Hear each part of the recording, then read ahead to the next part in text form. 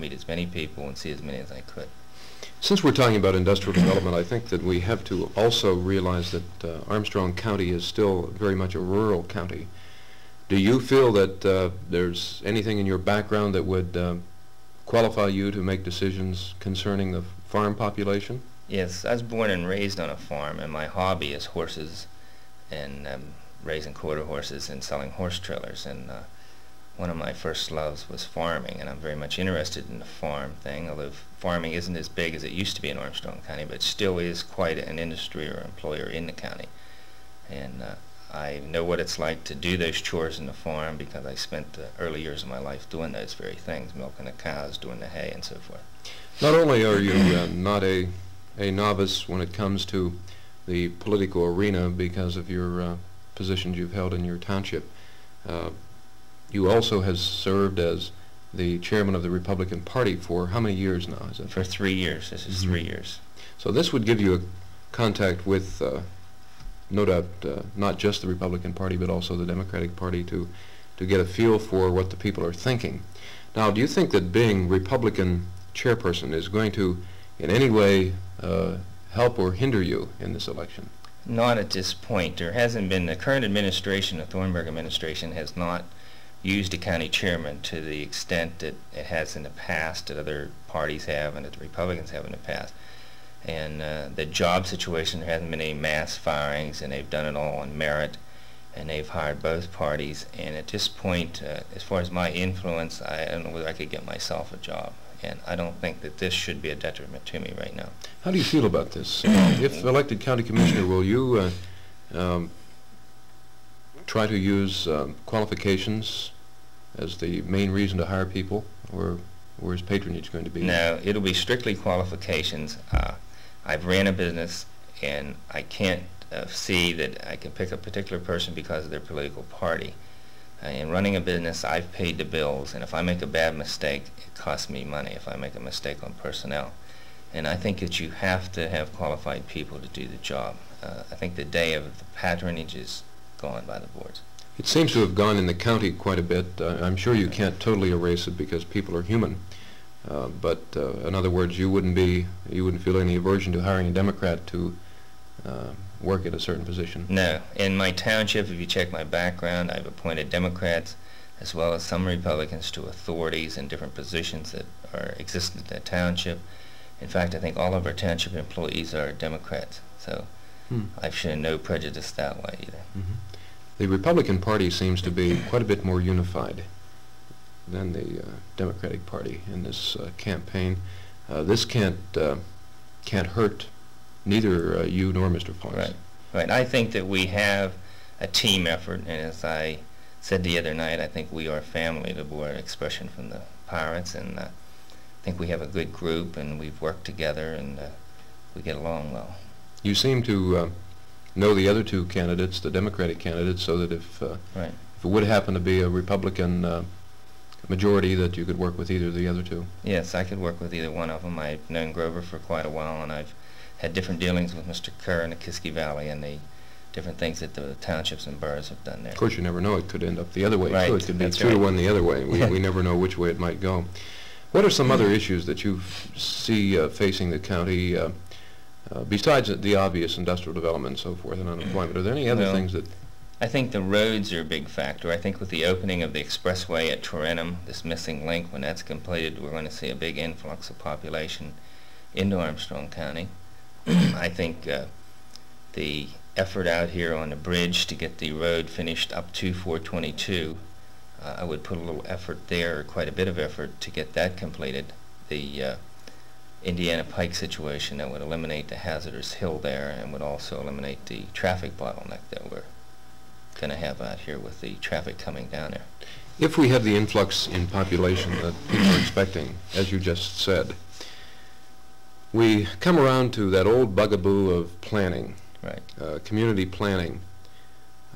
And I know that in your own area, where you're from, down on the southern end of the county, you've had to deal with this, and oftentimes there's opposition to planning and zoning and so forth. What do you foresee in the future for that? If you have 100,000 people move into the county, as some have forecasted, You're going to have some kind of handle on this, aren't you? Yeah, I think that some of the townships and boroughs that are going to be affected by this are maybe not going to have too much of a choice, are going to be forced into it. And I know from experience the general public doesn't like to accept the rural area.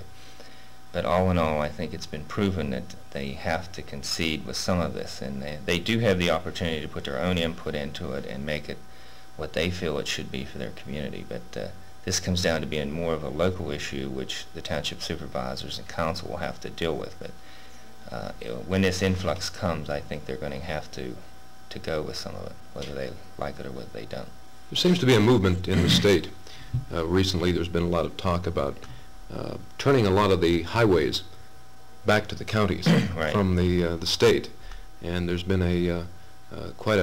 I think a rumbling in this area for years now. If that would happen and you're elected, this would be just right squarely in the middle of your administration. What do you think could be done about that? Well, I can see the argument both ways, and I did vote at the County Association of Township Supervisors against accepting them back from the state.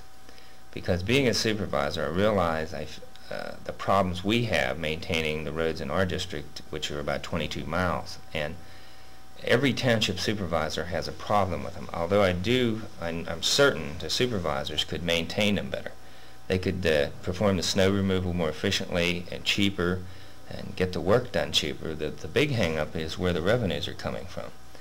I think this would be all right, providing the state could work out a subsidy formula in some way similar to the liquid fuel tax now, whereby they would give the townships money on population and mileage. There's no question the townships could do it more economical and do it better, because if they have a problem, they know who to call. They can call their neighbor and talk with him or them or whoever it might be and get some action, where you call at the state and you get a couple different stories and it's not their department, that kind of thing. But I think it's probably going to be inevitable that this happens. The state does have a terrific amount of roads and a very cumbersome system and aren't able to cope with it really like it should be done. What are some of the proposals on funding at the current time? Well, I don't know that they've came up with any yet, but they did indicate it would be something along the lines that I mentioned, of some type of a formula thing. The way it is now, the townships are able to keep from taking them unless they're in the proper care, and this would have to be written into the they would have to be up to some sort of a standard, or there would have to be some kind of a money grant given for them to take them over.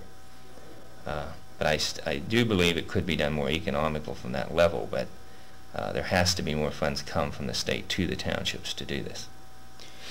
Since you and Mr. Fox are running as a team, I think it's permissible to talk about both of you together.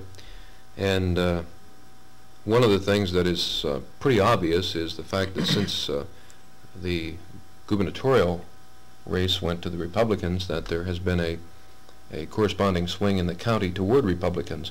I don't know the exact figures. We will have them on election night. 900 plus. Is it 900 plus? I'd heard a 600 figure, but now it's 900, 600 more than we had last year. Oh, I see. Well, that's quite an edge. Right. Now, if all the Republicans show up and vote for Republicans, you're okay. That's right. It's that simple. Do you think then that, assuming that both of you would get elected since you're running as a team, do you think this will have any beneficial aspects for the county, since you have a Republican governor, and if you would turn out to have majority Republican commissioners? Well, it's possible it could have. I think that we probably be more receptive in Harrisburg to get an audience from some of the officials with the governor himself on any problems. I would hope that it would be anyway. Do you know the governor yourself? Yes. Have you talked to him? Yes, I met him in a campaign and became acquainted with him and some of his aides, and have been quite impressed with him and the job he's done so far. We're going to be running out of time very shortly, so if you would summarize, add any other subjects you want to, and also summarize your stand in the campaign and what you hope for the county. Okay, I think as I stated before, my business experience, the 26 years in business, talking and meeting with people every day, the 12 years as a township supervisor, and the experiences I've had there, I think that, along with my age at 45, I think I'm at a right age, I'm mature enough, and yet I understand some of the problems of senior citizens.